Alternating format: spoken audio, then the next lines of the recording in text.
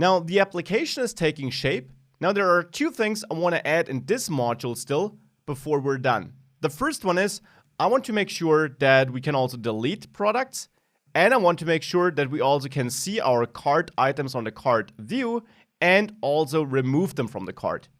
Let's work on deleting products here first, and definitely feel free to try this on your own. You'll have to add a new method somewhere and basically make sure that you can not just save products in the product model, but also delete them.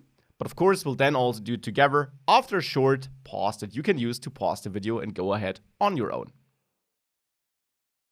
Were you successful? Well, let's see how I would solve this.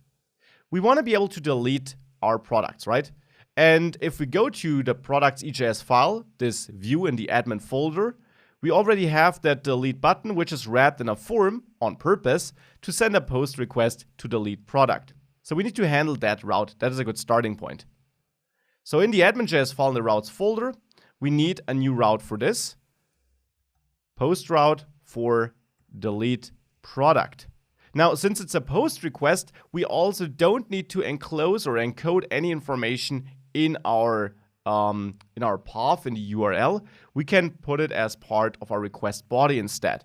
So back in the view, here I will add a hidden input again, as we did it before in post requests, where I set the value to product ID using EJS templating syntax and the name to product ID so that we can extract that information by that name. So that's the first step. Now we do have that route. Obviously, we also need to work on the controller now. So let's go to the controller, the admin controller, and let's add a new action for deleting a product. Exports post delete product. There I get my normal arguments in this function. And now the question is, what do I want to do in there? Well, obviously I can extract the product ID from the request body by accessing product ID. That is why we just added it to our EJS template. And now we can also go back to the routes file and simply connect this route to our admin controller post delete product action. But the real magic now happens in our model, in the product model.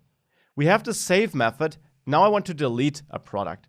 So let's add a delete method in there.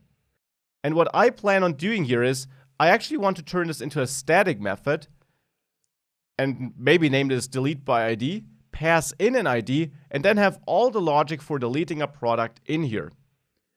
To do this, I first of all need to find out which product to remove or update my array of products so that I can then write it back to my file. So just as in find by ID, I will call get products from file to get all the products.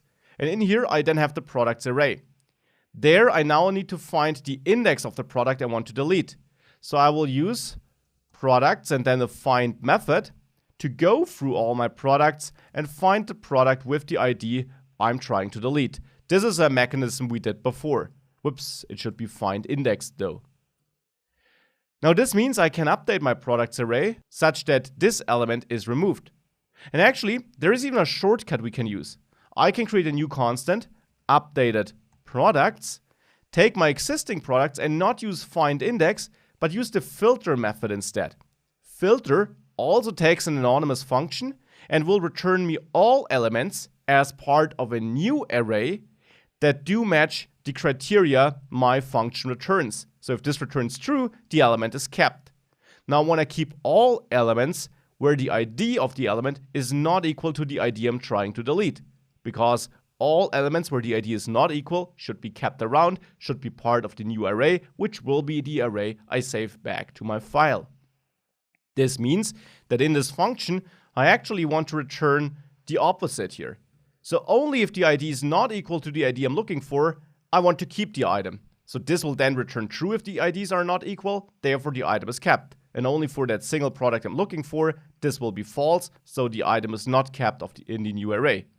And that simply means that I can now go ahead and save my updated products, which are all products except for the one I want to delete, back into the file. So I will use the file system to write a file on this path and simply add my updated products in JSON format. And then again, I can use my or add my callback function to see if this throws any error. Now, if it does not throw an error, so if everything went fine, then I also want to remove that product from the cart, of course, because I can't have it in a cart if the product doesn't exist anymore, right? So as a next step, we'll also work on the cart and make sure we can delete items from there, a functionality we need anyways.